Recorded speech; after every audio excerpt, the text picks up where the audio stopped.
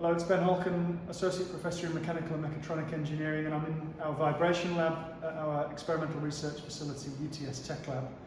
This is a third of a series of videos that I've prepared on the use of the Qsources lightweight shaker, and if I ask my colleague to come in a little bit closer here, I'll show the experiment that we've set up here where we have the lightweight shaker attached to the underside of a timber structure.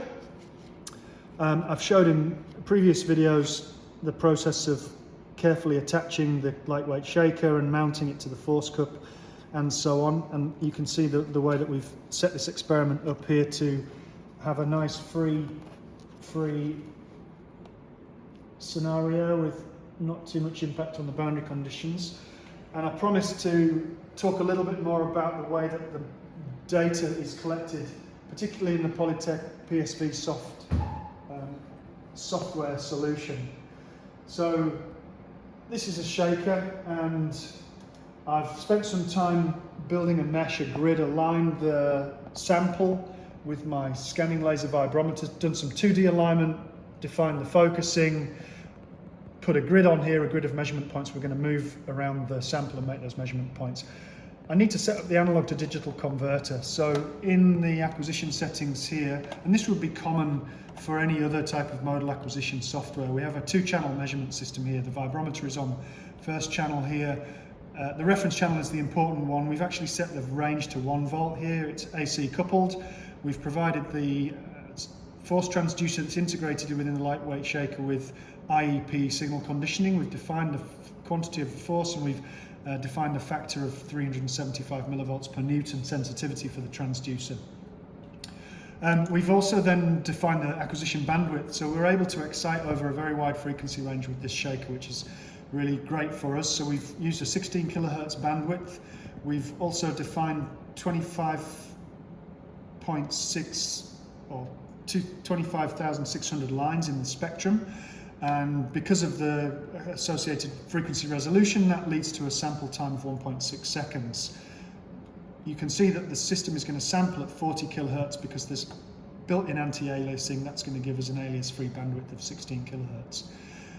I'm going to jump to the generators tab because I want to show that we're using a periodic chirp here with a 0.1 second dwell before the start of the chirp and a 0.1 volt amplitude with 0 offset. The periodic chirp will sweep from low frequency all the way up to the upper frequency limit of our acquisition system, which was 16 kilohertz. Because of the fact that we're using periodic chirp, it means that we don't need to apply any windows in our acquisition. So sometimes if we're using random signals, we have to use hand windows. If we carefully select our generator signals, we can avoid using signals to reduce leakage, and a rectangular function just means basically no window.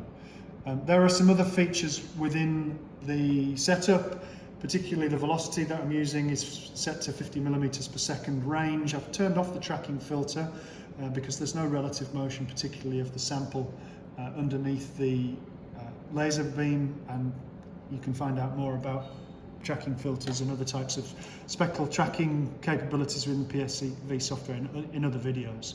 I wanted to focus on the way that we've set up the experiment because of the fact that we're using the lightweight shaker in this case.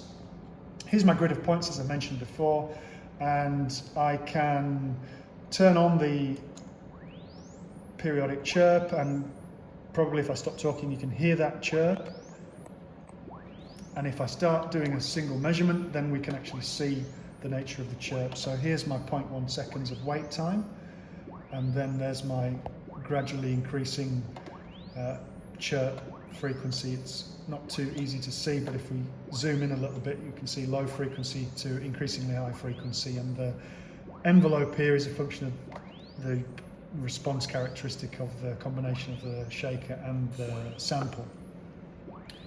If I cancel that one, we'll also have a look at the nature of the spectrum for the force transducer. So we're looking for a wide flat frequency range of excitation, and we can see that nicely here up to at least sort of 11-12 kilohertz. Maybe there's a little bit of a drop here in this signal. It's very kind of subjective perhaps to see that. What we can observe maybe better from the FFT, which I'm showing here, I beg your pardon, the FRF that I'm showing here is the resonant frequencies of the sample, and also at these higher frequencies where we don't have so much excitation, we perhaps start to see a little bit more signal to noise ratio. The curve below is actually coherence function, and experimental coherence is something that's pretty difficult to get really as excellently as we see it here. We're aiming for a coherence of 1. That indicates that we have high signal to noise ratio in both the vibrometer measurement or signal and in the force transducer signal. And when it's averaging, we're doing 7 averages here, so the first one is always pretty good, but second and third and fourth averages, you can see really excellent coherence, and that's something that's pretty unique with this capability, this lightweight shaker capability that we have here within the vibration lab at UTS Tech Lab. That's the measurement system, and then we can just go ahead and start scanning. We would define a new measurement name within. I'll just start this going, but I'm not going to finish it off here. And it's going to go off, and it gives us an indication as to the duration, total duration of the measurement, 30 minutes. We've got 113 points over which it's going to measure, and it's going to do 7 averages at each of these locations. Sometimes we're getting a little bit of a nudge, or there's some ambient vibration, so that this is not for the sake of demonstrating a quality measurement, so I'll stop that measurement. And I'll have a look at the measurement that we obtained previously. So here is a processed measurement in the PSV presentation software solution. Here's the sum FRF for all of the measurements that have been made, and we can see here 2 resonant peaks around about 8.6 kilohertz. We've already processed these, and 10.9 kilohertz. And this correlates quite well with our estimate of the resonant frequencies for this particular structure. There's reasonable level of damping here, so the peaks are somewhat wide, but nevertheless we can still use the band selection tool to identify those 2 peaks, and then the software processes the mode shapes for those 2 peaks, and those are displayed up here. So this is a typical mode shape that we expect for a disc-like structure with the opposite sides out of phase with one another. There's a little bit, it's not a perfectly normal mode, there is a little bit of noise in some of the points on here, but as a first measurement attempt that we did earlier that took about 40 minutes, we're pretty pleased with that outcome. Second resonant frequency looks a little bit similar to that motion, and that's at a higher frequency, diametrically rotated.